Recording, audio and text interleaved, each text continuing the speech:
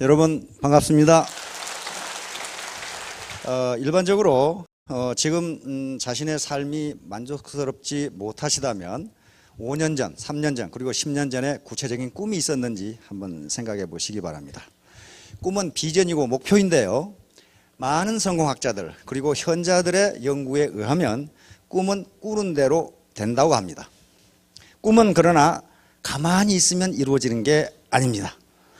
그래서 제가 오늘 이 제목으로 잡은 건 성공 함수입니다. Success Function이에요. 함수라는 것은 이 종속 변수와 독립 변수가 있어서 독립 변수가 어떻게 움직이면 결국 종속 변수가 어떻게 움직인다. 귤화이지. 앞에 귤자는요, 우리 먹는 귤을 이야기합니다. 귤은 우리 한글이 아니라 한자입니다. 귤화, 무엇이 되다죠. 위치, 지자는 탱자 지자입니다. 귤이 탱자가 되다. 그 말입니다. 이 말은 사기에 있습니다. 사기 열전회가 있는데요. 관한열전이라는 열자가 있고 안자춘추라는 책에 있습니다. 무슨 얘기냐면은 춘추 전국시대, 춘추시대 말인데요. 제나라라는 나라에 지금 산동반도입니다. 중국에. 제나라라는 나라에 안영이라는 제상이 있었는데 명제상 중에 한 사람입니다. 이 양반이 그 밑에 있는 지금 양자강 남쪽 저쪽에 있는 초나라의 사신으로 가게 되어 있습니다. 초나라의 사신으로 갔는데 초나라 왕이 근데 초나라가 커져가지고 제나라에서 안영이라는 제상이 온다 그러니까 옳다 이 자식 골탕을 좀 먹여야 되겠다. 골탕을 먹여가지고 좀 망신을 좀 줘야 되겠다. 그래가지고 신하들하고 이 안영이라는 놈이 말을 잘한다고 하는데 이놈을 어떻게 골탕을 먹일지 이놈을 어떻게 망신을 줄지 계책을 수립했어요. 근데 이 안영이라는 인물이 키가 매우 적고 못생겼어요. 그래서 안영이라는 제상이 초나라에 도착을 하자 초나라 왕이 망신을 줬습니다. 아니 제나라에는 인물이 그렇게 없습니까? 어떻게 일국의 사신이 이렇게 쬐끄만 놈이 옵니까? 이렇게 물었단 말이에요. 그러니까 안영이 뭐라고 대답을 했냐면은 우리 제나라에서는 크고 위대한 나라에는 큰 사람을 보내고 작고 보잘것없는 나라에는 작은 사람을 보냅니다. 그런데 제 나라에서 제가 제일 작습니다. 그래서 제가 초나라의 사신으로 왔습니다. 이렇게 했단 말이에요. 그러니까 괜히 망신을 주려다가 초나라 왕이 망신을 당한 거예요. 초나라 왕은 우라가 치밀었는데 거기서 왕이 화를 내면 덕이 없다 할 거고 그래서 근사하게 웃으면서 알맞게 웃으면서 다시 제2차 망신을 주려고 합니다. 신하들하고 짠 대로 안영이라는 제상이니까 또 사신이니까 사신을 맞이해서 리셉션을 하는데 이제 어느 정도 리셉션 분위기가 익어가자 초나라 군사 2명이 한 사나이를 포박을 해가지고 끌고 들어왔어요. 그래서 초나라 왕이 묻습니다. 그 사나이는 뭔가? 그러니까 병사가 대답하기를 제 나라 사람인데 도둑질을 하다가 잡혔습니다. 이렇게 한 거예요. 각본대로 한 거죠. 그러자 초나라 왕이 안영을 보고 원래 제 나라 사람은 도둑질을 잘합니까? 이렇게 물었단 말이에요. 그러니까 망신을 주려고. 그러니까 안영이 일어나면서 하는 대답이 귤나무를 회남에 심으면 이게 중국에는 3대 강이 있습니다. 이게 황하강이고요. 이렇게 하는 거 있죠. 이게 양자강입니다. 제일 큰 강이 양자강입니다. 강이라고 이름이 붙은 건 요 양자강입니다. 요 황하는 하입니다. 요 회수 또는 회하라고 하는데 요게 세 번째 강인데 회하고 이렇게 연결됩니다. 그래서 중국의 기후가요. 남쪽은 굉장히 따뜻하고 기름지고 해서 농사도 잘 되고 살기 좋은 지방이고 요 산맥이 굉장히 높습니다. 백두산이 2750m인가 그랬죠. 근데 이게 3760m니까 백두산보다 1000m가 높은 산이에요, 이게. 그러니까 어떻게 되냐면 요 북쪽은 춥고 건조하고 농사도 잘 안 되고 그래요. 그러니까 안영이 뭐라고 대답했냐면 귤나무를 이 남쪽, 이 해남입니다. 해수 남쪽이죠. 해남에 심으면 귤이 되는데 똑같은 귤이라도 해북에 심으면 탱자가 됩니다. 그렇게 되는 이유는 나무는 똑같지만은 풍토와 물이 다르기 때문입니다. 마찬가지로 제 나라 사람이 제 나라에서 나와서 제 나라에 크면 도둑질을 안 하는데 그 사람이 초나라에 오면 도둑질을 한다는 것은 초나라 풍토가 그만하기 때문입니다. 이렇게 떡 대답을 했단 말이에요. 그러니까 안영을 망신살을 주려다가 초나라 왕이 망신을 당한 거예요. 초나라 풍토가 전부 도둑놈이다. 그 말이에요 지금 이제. 그러나 초나라 왕은 또 왕입니다. 껄껄 웃으면서 하하, 내가 현자를 욕보이려다가 내가 욕을 보는구려. 그러고 이제 마찬가지로 여러분들도 우리 인간은요 전부 귤로 태어나는데 그놈의 환경 때문에 탱자처럼 사는 분들이 많다 그런 말이에요 지금. 탱자처럼 산다. 해수 아주 좋은 환경 거기서 크면은 귤이 되는데 환경이 척박하다 보니까 탱자처럼 살게 됐다. 또 귤처럼 살다가도 탱자가 되는 분들이 많아요. 이상한 무슨 뭐 재수가 없다든가 운이 없어가지고 또는 친구가 돈 떼먹고 도망간다든가 뭐 이런 일 때문에. 그런데 귤이건 탱자건 본래는 귤입니다. 인간의 존엄성은요, 인간의 가치는 어떤 것으로도 훼손할 수가 없어요. 모두 우리는 귤로 태어났는데 어떻게 살다 보니까 남편 잘못 만나고 마누라 잘못 만나고 누구 잘못 만나고 친구 잘못 만나고 뭐 어쩌고 저쩌고 이쩌고 해가지고 탱자가 돼버렸어요. 그럼 귤로 돌아갈 수가 있죠. 회복에 심어있는 귤을 다시 회남에 심으면 귤이 된다 그 말이에요. 탱자지만은 귤이 돼요. 그 풍토가 맞으면 귤이 된단 말이에요. 그런데 가만히 있으면 되는가? 그건 아니에요. 절대로 이 세상에 공짜는 없습니다. 자연법칙에 작용 반작용 법칙이라는 게 있어요. 작용 반작용. 다시 말하면 내가 주먹으로 바위를 쳤어요. 주먹이 아파요 안 아파요? 그거 왜 아파요? 내가 주먹으로 바위를 쳤으면 바위가 아파야지 왜 내가 아프냐고. 그렇잖아요. 내가 쳤단 말이에요. 내가 바위를 쳤는데 그럼 바위가 아프다고 했는데 내가 왜 아프냐 이 말이에요. 그것은 작용 반작용 때문에 그렇습니다. 내가 바위로 주먹을 치면 똑같은 힘으로 바위가 나를 치는 겁니다. 그걸 작용 반작용이라고 그래요. 제가 여기서 걸어가잖아요. 이거 뭐 때문에 걸어가는 거예요? 이거? 내가 걸어가니까 걸어간다. 그건 동의어 반복이 돼가지고 설명이 되질 않습니다. 과학적으로 설명을 해봐야 돼요. 어떻게 내가 앞으로 걸어가는가? 걸어가니까 걸어가지. 그럼 왜 무리해서는 못 걸어가요? 그러잖아요. 작용 반작용 때문에 그렇습니다. 여기서 내가 앞으로 간다는 것은 이 발로 이 바닥을 미는 거예요. 바닥을 밀면 바닥이 같은 힘으로 나를 밀어줘요. 이 작용 반작용이에요. 그러니까 작용 반작용 자기가 노력한 것만큼 얻는다요. 반드시 그렇게 돼 있어요. 공짜는 없다. 내가 과손을 한다고 합시다.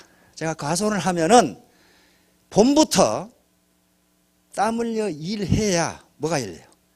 맛있는 과일이 열려요. 그게 반작용이에요.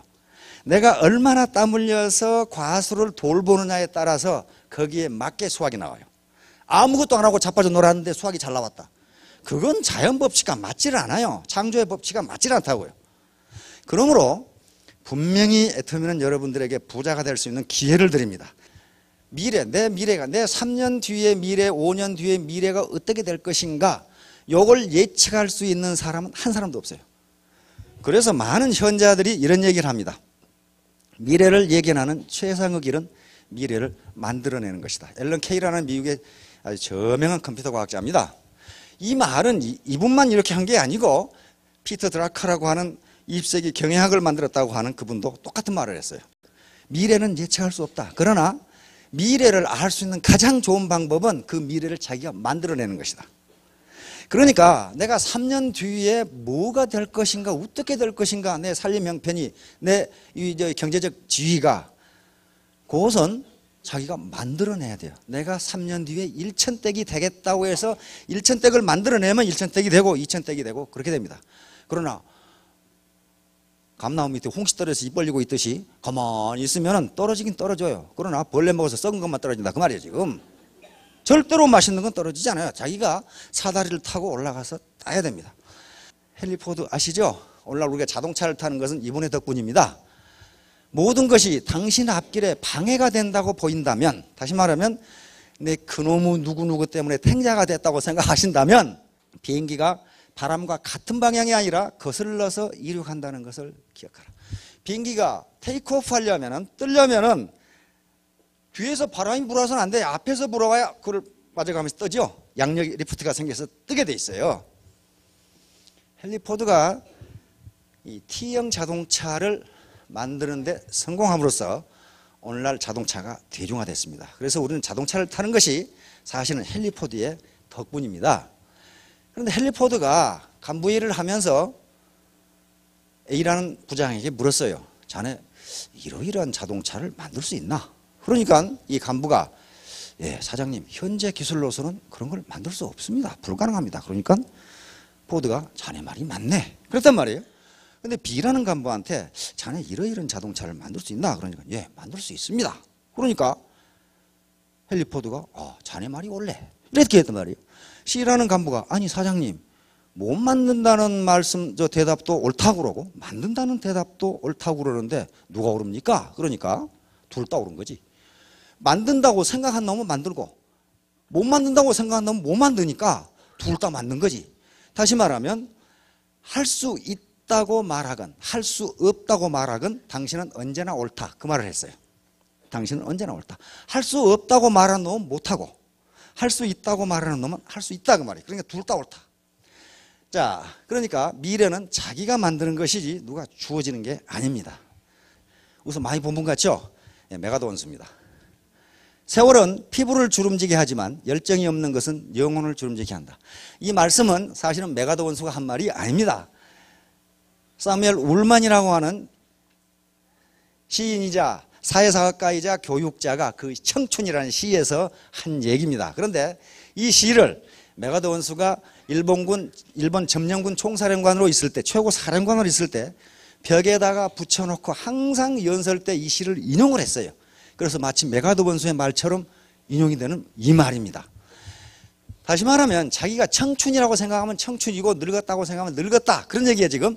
자, 그러면 그 시를 한번 보도록 하겠습니다. 청춘이란 인생의 한 시기가 아니다. 청춘이란 마음의 상태이다. 청춘은 장밋빛 볼의 붉은 입술, 부드러운 무릎에 있지 않고 강한 의지와 풍부한 상상력, 뜨거운 열정에 있다. 청춘은 인생의 깊은 샘에서 쉼없이 솟구치는 신선함이다. 청춘이란 두려움을 물리치는 용기, 안일한 삶을 거부하는 모험심이다. 이런 마음을 가진 60세는 20세보다 청춘이다. 사람은 단순히 나이를 먹는다고 해서 늙지 않는다. 이상을 잃어버릴 때 비로소 늙는 것이다. 세월은 피부 주름을 늘게 하지만 열정을 포기하면 우리의 영혼을 주름지게 한다. 걱정, 공포, 자신감 상실은 우리의 길을 꺾어버리고 우리의 영혼을 흙 속에 처박아 버린다. 60세이든 16세이든 모든 사람의 마음속에는 경의에 끌리는 마음, 어린아이와 같은 미지에 대한 끝없는 열망, 인생살이의 즐거움이 있다. 당신의 가슴과 내 가슴의 중앙에는 무성국이 존재하여 다른 사람들과 조물주로부터 아름다움, 희망, 환희, 용기 그리고 힘의 메시지를 받는데 그런 것들을 받는 한 당신은 청춘이다. 활기가 떨어지고 당신의 영혼이 냉소의 눈과 항상 냉소, 부정적인 눈이죠. 비관의 얼음으로 덮일 때 비록 20세일지라도 당신은 늙었다. 그러나 활기가 솟구치고 낙간의 파도를 타게 되면 당신은 80세일지라도 영원히 청춘으로 남으리라. 청춘이십니까? 네, 청춘이시죠.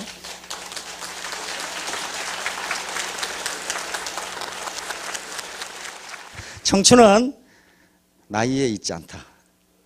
열정을 잃어버릴 때 인생은 늙는다. 우리가 청춘인지 아닌지 한번 생각해 봅시다. 메가더 원수가 한국전쟁 유엔군 정사령관으로 인천 상륙작전을 했을 때 그 나이가 우리 나이로 71세입니다. 여기 70세 되신 어르신들도 7학년 되신 어르신들도 지금 한국전쟁을 지휘할 수 있다 그 말이에요. 레이건 대통령은 70세에 대통령이 됐습니다. 커널 할린 샌더스 지금 KFC 켄터키 프라이드 치킨 있죠? 이 양반은 65세에 105달러 우리 돈 10,000원 가지고 창업을 했습니다. 아주 완전히 알거지가 돼가지고 105달러도 어디서 났냐면 정부에서 준 그 생활비 105달러 가지고 창업을 했는데 이 양반이 완전히 거지가 돼가지고 얼핏 생각나는 게 있었어요. 아, 우리 어머니가 맛있는 치킨을 만들어 주셨는데 근데 그때까지만 해도 미국 사람들도 치킨을 삶아 먹었답니다. 닭을. 근데 그 어머니는 닭을 그 기름에 튀겨줬대요. 근데 그것이 맛있다는 기억이 났어요. 그래서 그걸 자기가 요리로 개발해 가지고 사업을 해야 되겠는데 가게가 있습니까? 땅이 있습니까? 집이 있습니까? 아무것도 없어요. 돈이. 그렇죠? 그래서 생각하는 게 오늘날 프랜차이즈라는 방법이에요. 내가 이런 요리 방법을 알고 있으니 당신 가게에서 이 기술을 사주고 그러면 나한테 몇 퍼센트 로열티를 주면은 내가 이 기술을 가르쳐 주겠소. 이게 프랜차이즈란 말이에요. 근데 가만히 보세요. 이 영감이 당뇨를 했다고 그러니 맛이 있게 생겼어요, 지금 이게? 아무도 안 사주는 거예요. 아무도.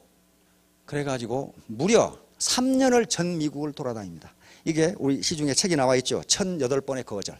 1008번이나 가게를 찾아갔는데 다 거절해. 당신이나 먹으라, 당신이나. 1009번째 보스턴의 한 식당에서 영감이 하도 불쌍해서 그걸 사줍니다. 그런데 그게 대박이 난 거예요. 그게 지금 KFC예요. 지금 세계적으로 수만 개 지점이 있는 KFC예요. 그러니까 그때가 68세예요, 이 양반이. 68세. 포기하지 않고 1008번의 거절을 당하면서 오늘날 KFC를 만든 인물입니다.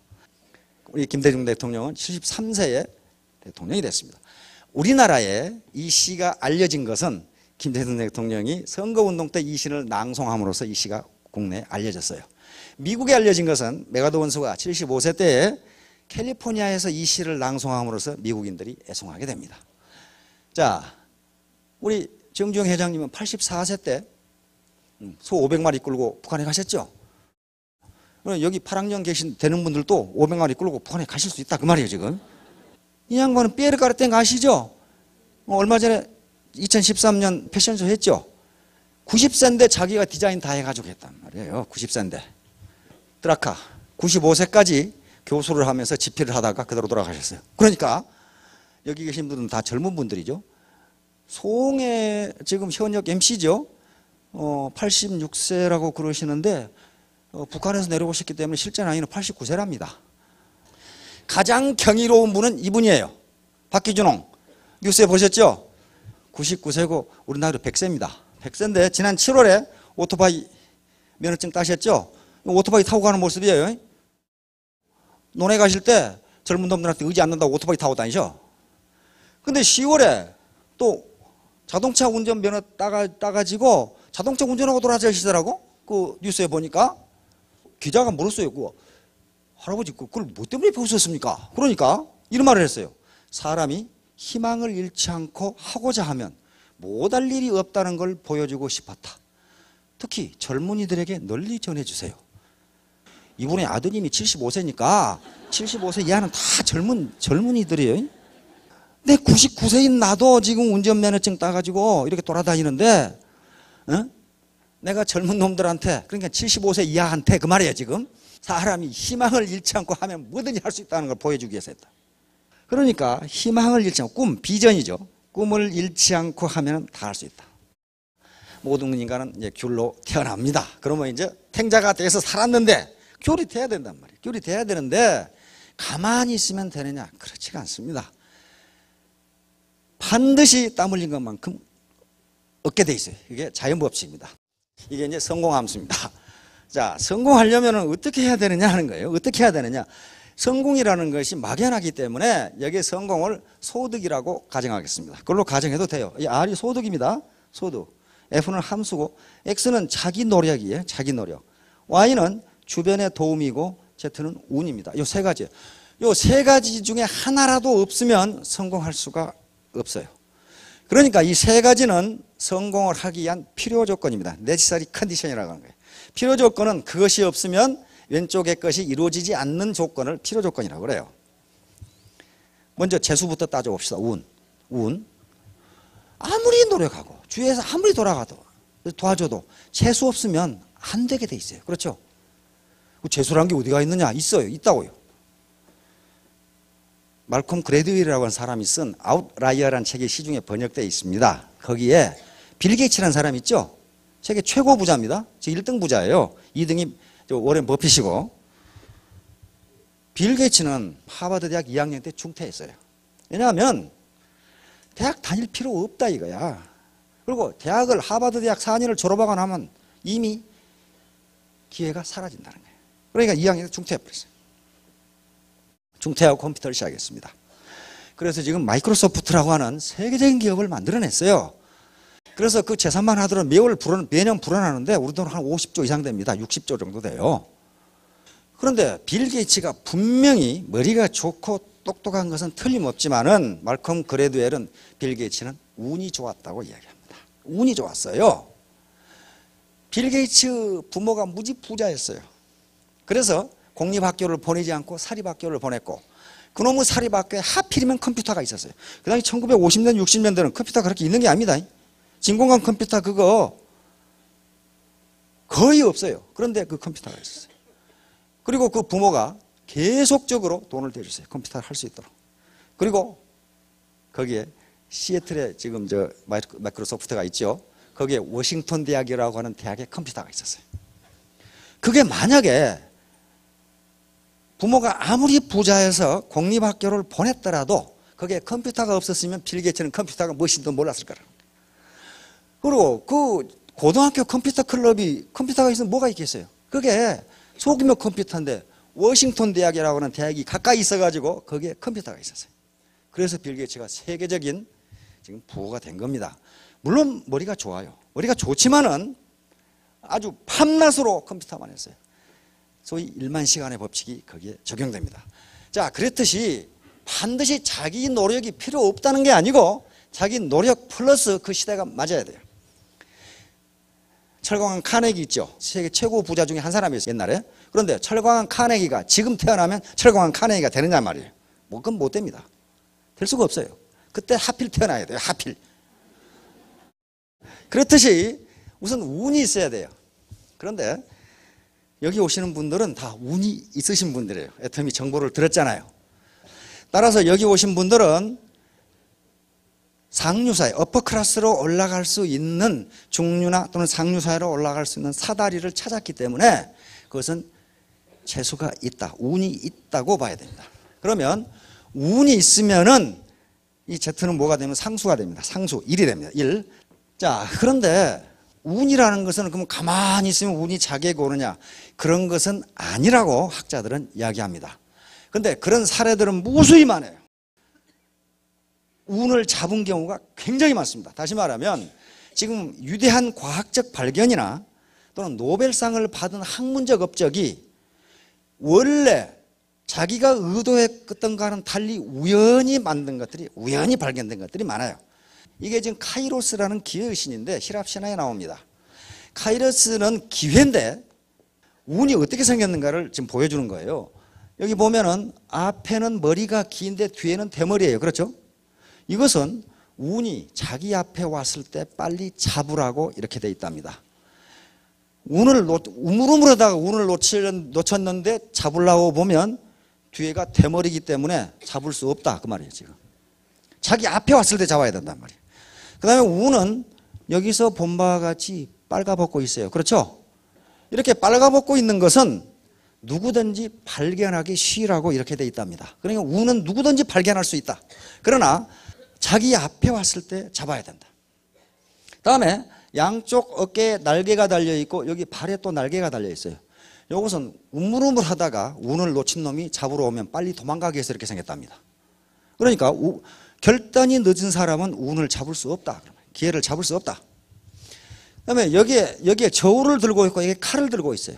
저울을 들고 있는 것은 당신 앞에 와 있는 운이, 당신 앞에 와 있는 기회가 저울로 빨리 달아봐서 가치가 있는 것인지 한번 재보라 그 말이에요.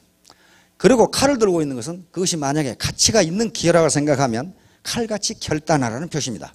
이게 카이로스라는 기회의 신이에요. 제우스의 아들입니다.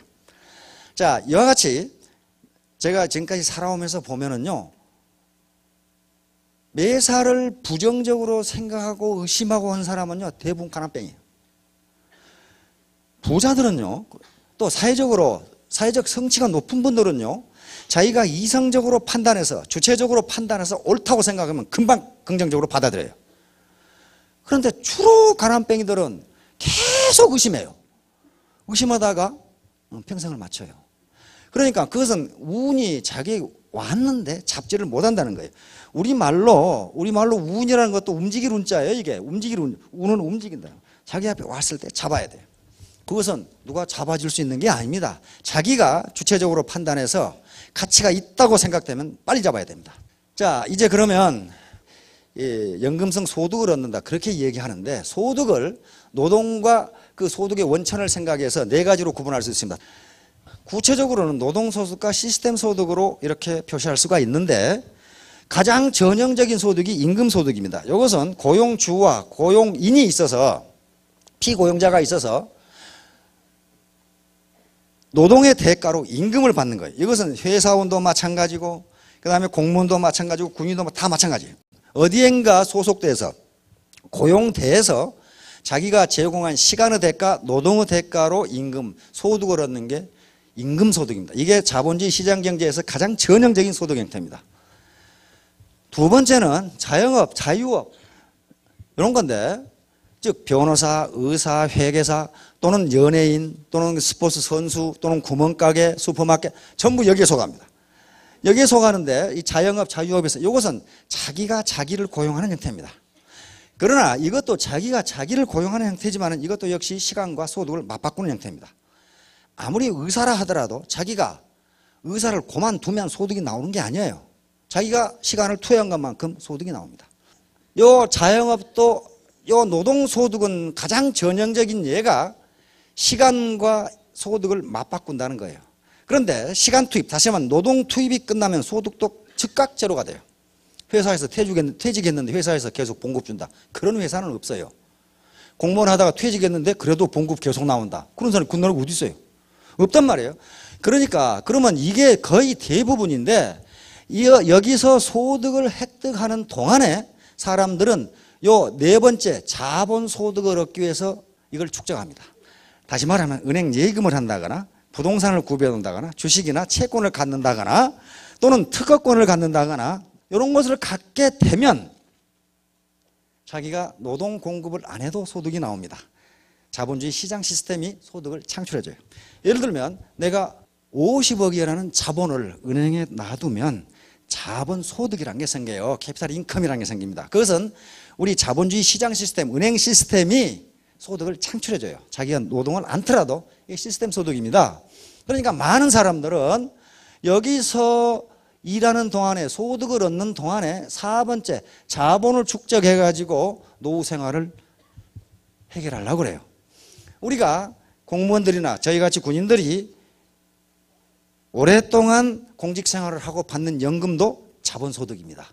다음은 시스템 소득입니다. 이걸 많이 해서 이걸 예금을 해두면 예금이나 또는 부동산이나 또는 로열티를 받을 수 있는 어떤 특허권이나 이런 걸 가지고 있으면 자본주의 시장 시스템이 자기의 소득을 창출해 줍니다. 그러나 그렇게 안 되면 이제 여기 시스템 소득 중에 이 세 가지 중에 하나를 해야 됩니다.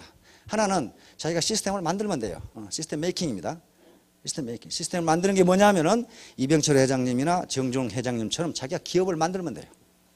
그러니까 이 시스템을 만들기 위해서는 기업에 자기가 가지고 있는 현금 돈뿐만 아니라 경영 능력이 필요한데 이걸 갖추기가 어렵다고 말이에요. 보통 사람은 힘들어요. 두 번째, 그러면 이제 좋은 방법, 시스템을 갖는 방법은 기존의 좋은 시스템을 사버리면 돼요. 뭐가 있습니까? 가장 전형적인 게 프랜차이즈예요. 세 번째 방법은 기존의 시스템에 진입을 해서 자기 시스템을 만드는 방법입니다. 이것이 유일하게 네트워크 마케팅밖에 없어요. 여러분들이 로버트 기요사키가 쓴 부자 아빠, 가난한 아빠 그 책이 있었죠. 그 책을 읽어보신 분도 있고 안 읽어보신 분이 대다수라고 생각되는데 그 책에도 서민이 시스템을 가질 수 있는 유일한 방법은 네트워크 마케팅밖에 없다 그렇게 돼 있어요. 세 번째, 유일하게 서민들이 자본도 없고 학력도 없고 경력도 뭐 불문하고 성공할 수 있는 유일한 방법이 애터미 시스템이라는 시스템에 들어와서 자기 시스템을 만드는 방법인데 시스템에 들어온다 하더라도 자기 시스템을 못 만들면은 그건 시스템 소득이 나오지가 않아요. 절대로 안 나옵니다. 그것은 어떤 직업이나 다 마찬가지예요. 자, 그래서 요 방법이 이제 미래를 예측하는 방법입니다. 자기가 미래를 만들어가는 방법이에요. 자, 그래서 신속한 판단과 결단을 해야 됩니다. 이것은 누가 해줄 수 있는 것이 아니에요. 정보를 더 많이 가진 사람이 더 올바른 판단을 할 수 있어요. 자, 아까 처음에 이 체크리스트 이야기했죠. 우선 합법적인가를 생각해 봐야 됩니다. 지금까지 네트워크 마케팅이 욕을 먹었던 것은요, 불법을 너무 행했어요. 그러니까 합법적으로 지금 네트워크를 하고 있는지를 따져보시라 그 말이에요. 다음에 경영진의 도덕성, 이건 무지무지 중요하죠. 집에 채우려고 하는 것인지 진짜 공익을 위해서 하는 것인지 한번 따져봐라. 경쟁력. 대부분 지금 네트워크 마케팅 회사들이 처음에 잘 나가다가 정체되는 현상은 경쟁력이 없어요. 품질은 좋은데 가격이 비싸다든가, 품질도 나쁜데 가격만 비싸다든가, 이런 것들이 있단 말이에요. 경쟁력이 있는가 따져보라. 제품의 구성, 제품은 반드시 생필품이어야 됩니다. 내구재는요, 내구재는 되지 않습니다. 한 번 사면 10년 쓰는 냉장고 네트워크 마케팅 한다. 그거 해가지고 어떻게 하겠다는 거예요? 한 번 사면 10년 후에 사는데. 그거 되지 않습니다. 반드시 생필품이어야 돼요. 그 다음에 제품의 구성, 마찬가지 보상 플랜, 전부 얘기해 줬어요. 성공 가능성은요, 성공 가능하지 않느냐 하는 문제는 이건 이론적으로 따질 수가 없어요. 성공자가 있는가 없는가를 봐야 돼요. 이론적으로 아무리 타당하더라도 성공자가 나오지 않으면 그건 뭔가 문제가 있다는 거예요. 그렇죠? 그래서 성공자가 있는가 없는가. 그 다음에 교육 시스템, 교육 시스템이 이게 허풍치는 건지 세뇌공작 하는 것인지를 따져보시라고 말이에요. 나는 절대 세뇌공작 안 다네. 천만의 말씀. 세뇌공작은 타당합니다. 타당해요. 그러니까 세뇌공작인지 아닌지를 따져보시라. 글로벌 진출 문제. 글로벌 진출은요, 그게 어떤 나라에 진출했는가를 봐야 돼요. 우리보다 선진국에 나가서 경쟁해서 이겨야 돼요.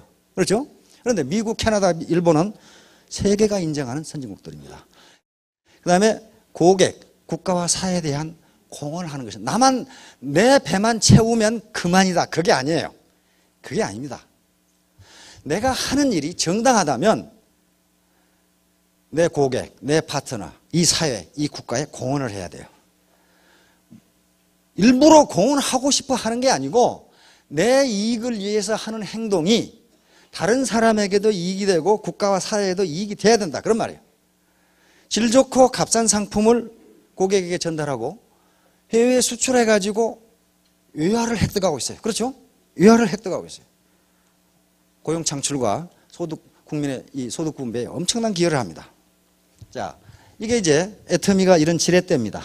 이 지렛대예요. 이 지렛대는 길면 길수록 여기에 더 무거운 물건을 끌어올릴 수 있습니다. 더 끌어올릴 수 있어요. 아르키미데스의 원리죠. 그러니까 이것은 지금 그거라고 보면 됩니다. 자기 시스템이라고 보면 돼요. 자기 라인이라고 보시면 됩니다. 라인이 길면 길수록 여기에 들어올릴 수 있는 무게는 커져요. 다시 말하면 자기의 소득이라든가 이런 게 커지게 돼 있어요. 쉽게 이걸 들어올릴 수가 있습니다. 나에게 충분히 긴 지렛대와 지렛목을 주면 지구라도 움직일 것이다. 이 아르키미데스가 한 얘기입니다. 그러니까 어떻게 내가 3년 만에 1,000댁이 되느냐? 된다는 거예요. 된다. 요 라인 때문에, 이 지렛대 때문에 그래요. 고소득이 가능한 원리. 고등학교 때 등비급수라는 걸 배웁니다. 등비수열. 등비수열 때문에 그렇습니다. 자, 구두쇠 사장님의 임금.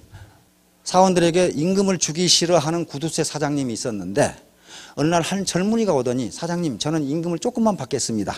오늘은 1원만 주시고 내일은 2원 주시고 모레는 3원 주시고 4원 주시고 글패는 8원 주시고 가만히 생각해 보니까 3,000원이면 되겠거든.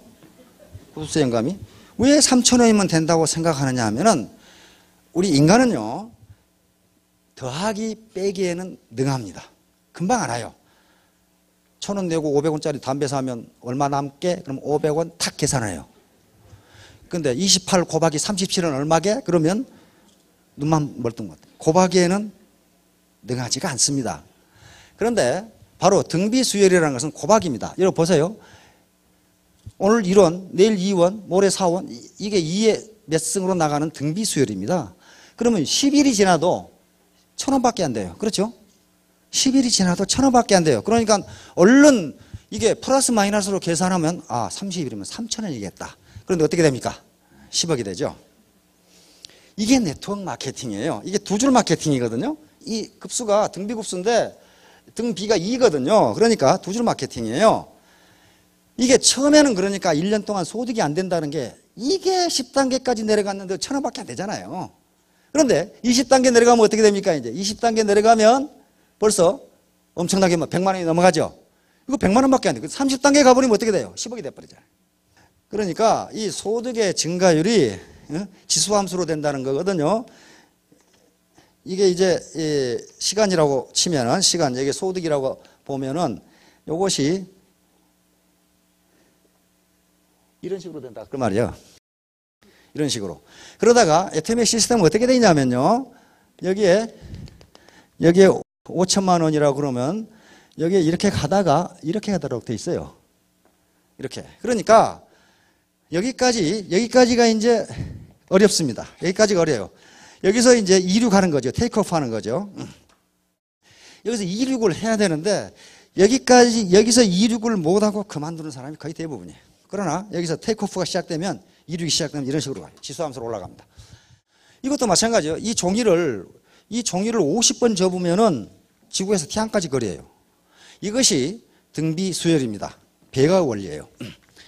만약에 51번 접어버리면 지구에서 태양까지 갔다가 다시 돌아와야 돼요. 그게 등비 수열이에요. 그래서 네트워크 마케팅에서 3년 만에 1,000댁이 될 수 있다는 거예요. 아무나 되는 건 아닙니다. 누구나 될 수 있는데 아무나 되는 건 아니라 그 말이에요. 그만큼 땀을 흘려야 돼요. 자, Attitude is everything. 폴 마이어라고 하는 미국의 백만장자가 있습니다. 가만히 보세요. 이 양반이 성공할 수 있는 조건이 아무것도 없는 사람이에요. 이 사람은 가난해가지고 대학을 중퇴하고 그만뒀어요. 그러다가 보험 세일즈맨이 되기 위해서 보험회사에 들어갑니다. 그런데 단 3일 만에 쫓겨나버려요. 왜냐하면 학력도 형편없는데다가 말더듬이거든. 키도 쬐끄만 놈이 말더듬이야. 무려 몇 번을 쫓겨나냐 하면 57번을 쫓겨납니다. 근데 그때마다 이 사람은 뭐라고 했냐면은 당신들은 얼마 후에 후회할 것이요. 당신들은 지금 세계적인 보험 세일즈맨을 쫓아내고 있는 중이요. 이렇게 얘기했어요. 그게 태도예요. 애티튜드예요. 나는 할 수 있다. 나는 반드시 세계 최고의 보험 세일즈맨이 되겠다. 그래가지고 가까스로 58번째 회사에 들어가서 27세에 기네스북에 오르는 백만장자가 됩니다. 지금까지 이 사람이 판 보험의 그 기록은 깨지지 않고 있어요. 그런데 이 사람은 지금 40개의 기업을 거느린 대재벌입니다. 근데 이 양반이 재벌이기 때문에 유명한 게 아니고 성공 연구소를 만들었어요. 자기가 왜 성공했는지를 알 수가 없어. 그래서 그걸 연구했어요. 내가 왜 성공했는지. 결론이 간단해요. 간단합니다. Attitude is everything이야. 태도가 전부다. 내가 성공하겠다고 하는 마음을 갖느냐, 그 태도를 갖느냐, 그 마음가짐이 전부다 그 말이에요. 그런데 이 말을 했어요. 당신이 무엇이든지 생생하게 상상하고, 생생하게 상상한다는 것은 흐리멍텅하게 상상하는 게 아니고 나는 3년 뒤에 1,000댁이 됐다 이렇게 생각하라 그 말이에요. 지금 이 사람은 1,000댁이 될 것이다가 아니고 나는 1,000댁이다 이렇게 생각하라는 거예요. 그런데 이 사람은 무슨 책상머리에 앉은 학자가 아니고 지가 해보니까 그렇더라 그 말이에요. 열렬하게 원하고 그냥 대충 아이고 부자가 되면 좋지 뭐 그렇게 하면 안 된다 그 말이에요. 나는 반드시 부자가 되겠다. 나는 반드시 1,000댁이 되겠다. 그 다음에 진정으로 믿고, 진정으로 믿는다는 게 뭐예요? 될 것이 다가 아니고 된다. 그렇게 믿어요. 된다. 그 다음에 열정적으로 행동에 옮긴다. 그 생각만 해서는 안 된다 그 말이에요. 열정적으로 그것을 행동에 옮긴다면 반드시 성공한다. 세계 저명한 성공자들이 이런 말을 똑같이 했어요. 신생에서 실패한 사람은 90%는 진짜로 실패한 것이 아니라 그들은 다만 그만두었을 뿐이다. 성공하기 일보 직전에 그만두었다 그 말이에요. 에디슨도 똑같은 얘기를 했습니다. 우리들이 가장 큰 약점은 포기하는 것이다. 성공하는 가장 확실한 방법은 항상 한 번 더 시도해 보는 것이다. 많은 사람들이 인생에 실패하는 것은 그들이 포기했을 때 그들이 얼마나 성공에 가까이 가 있는지를 알지 못하기 때문이다. 1093가지 특허 중에 자기가 직접 한 건 거의 없습니다. 남이 실패한 건 갔다가 했어요. 근데 자기가 그렇게 했다고 자서전에 써놨어요. 그래서 이 말을 한 겁니다. 이 사람 마시다 고노스케 알죠? 파나소닉, 일본의 마시다 전기를 창업한 일본에서 가장 존경받는 과거 1000년 동안에 가장 위대한 경영자로 추앙받는 사람입니다. 이 사람이 한 말이에요. 실패한 데서 그치고 마니까 실패가 되는 것이다. 성공하는 데까지 계속하면 성공이 되는 것이다. 이거 딱 맞는 얘기 아니에요 지금? 그러니까 인디안들처럼 비가 올 때까지 기우제를 지내버리면 된다 그 말이에요. 그럼 항상 성공한다. 항상 성공한다. 조앤 J.K. 롤링 아시죠? 자기 딸한테 먹일 우유값도 없었던 사람입니다. 그런데 해리포터 시리즈를 써가지고 세계적인 부호가 된 사람이죠. 이 양반 얘기예요. 자신이 진짜 누구인지 보여주는 것은 능력이 아니라 선택에 달려있다. 여러분들이 어떤 선택을 하느냐에 달려있다. 바로 실패는 삶에서 불필요한 것들을 모두 벗겨내버리기 때문에, 다시 말하면 내가 실패를 했는데 실패를 하다 보니까 내가 성공하는데 불필요한 것이 많이 있었어요. 자존심, 남의 이목 뭐 이런 걸 다 걷어내더라고 말이에요. 자, 애터미 세븐업. 이제 성공을 하셔야 되는데 행동 지침입니다. 처음에 드레스업이에요. 드레스업은 외모를 말끔하게 하라. 아무렇게나 입고 다니지 마라. 아무렇게나 머리를 하고 다니지 마라. 아무렇게나 신발을 신고 다니지 마라 그 말입니다. 미국의 경영학자가 어떤 외판에 성공할 확률을 결정짓는 게 무엇인가 봤더니 외모가 80%랍니다. 척 보고 아, 이 사람 믿을만하네. 아, 이 사람 깨끗한 사람이네. 이렇게 느끼더라는 거예요. 그다음에 말이 10%고 기타가 10%라고 그래요. 그러니까 인간이 그것이 옳으냐 이건 가치 판단의 문제가 아닙니다. 인간은 첫인상을 보고 그 첫인상으로부터 이 물건을 살 것인가 말 것인가를 결정하더라는 거예요. 그래서 마음과 외모를 깨끗하게 해야 됩니다. 클린업 두 번째죠. 그래서 몸과 마음 환경을 깨끗하게 해야 된다. 깨끗하게. 이건 정직성하고도 관계되죠. 쇼업은 매일 사람을 만나고 이게 맨날 방콕 해가지고 엉덩이에 땀 나도록 앉아 컴퓨터 둘러봐야 아무 소용없고 사람을 만나야 된다는 거예요. 사람을 만나야 된다. 하여간 센터에 나가서 사람을 만나고 거기서 자기가 어떻게 사업을 할 것인지를 구상해야 된다. 그 다음에 샷업. 말을 너무 많이 하지 마라. 상대방의 말을 들으라는 거예요. 이 커뮤니케이션 굉장히 중요한 내용 중에 하나입니다. 말을 들어줘야 돼요. 그 다음에 페이업. 절대로 빚지지 말라. 절대로 돈 빌려가지고 뭐 하려고 생각하지 마라. 또 빌려주지도 말라는 거예요. 왜냐하면 그렇게 해서 내 성공한 사람을 본 적이 없어요. 취업, 기운과 용기를 내고 이게 네트워크 사업이 사회적으로 인식이 좋지 않기 때문에 의기소침한 경우가 많은데 기운과 용기를 내고 그다음에 결코 never give up. 마지막이 가장 중요합니다. 가장 중요한 게 never give up. 절대 포기하지 말자. 그게 10년 동안 포기하지 말라 하는 게 3년만 포기하지 않고 해보시라는 거예요. 3년만 그러면 빛이 보일 거라는 겁니다. 가만히 앉아서 등록만 해놨다고 해서 성공하는 건 결코 아닙니다. 애터미 세븐 리더십. 모랄 리더십입니다. 정도 경영, 윤리 경영. 도덕성을 결코 버리지 않는다. 우리는 공생의 정신을 가지고 한다. 혼자 잘 먹고 잘 사는 것이 아니고 우리 같이 경제적 자유를 누리자는 정신으로 기업을 경영한다. 퀄리티 리더십입니다. 절대 품질. 항상 가장 좋은 품질, 현재 기술로 만들 수 있는 가장 좋은 품질을 제공하겠다는 퀄리티 리더십. 다음 프라이스 리더십입니다. 절대 가격이라고 우리는 표현하는데 기업이 팔 수 있는 더 이상 낮은 가격으로는 할 수 없는 저렴한 가격으로 하겠다. 이게 프라이스 리더십입니다. 리워드 리더십, 정의로운 보상 플랜입니다. 한 사람이 독식하도록은 하지 않겠다. 절대로 5천만 원 이상 벌지 못하도록 하겠습니다. 그 다음에 커뮤니케이션 리더십, 이건 전방위 조직입니다. 다시 말하면 세계 어떤 네트워크 마케팅도 국가를 넘어서 조직을 할 수가 없어요. 미국의 A사도 미국의 리더라고 해서 한국에서 할 수 없습니다. 한국에서 올라오면 다시 처음부터 시작해야 돼요. 그런데 유일하게 애터미만 전 세계가 하나의 네트워크로 연결되어 있어요. 이것은 공정위에서 받은 아주 위대한 이 유권 해석 중에 하나입니다. 그렇게 해도 된다고 유권 해석을 내렸어요. 에듀케이션 리더십. 이것은 우리 애터미에서는 물론 경제적 자유를 얻게 하지만 궁극적으로는 신사숙녀가 되도록 하겠다. 절대로 부당한 방법으로 또는 일확천금하는 방법으로 돈을 벌 수 있도록은 하지 않겠다. 지금 그런 얘기입니다. 에듀케이션 리더십. 그리고 세뇌 공작은 하지 않는다. 다음 서비스 리더십. 파트너 또는 국가 사회에 대한 봉사. 다시 말하면 스폰서가 파트너를 착취하거나 또는 파트너가 스폰서를 뜯어먹거나 그런 게 아니다.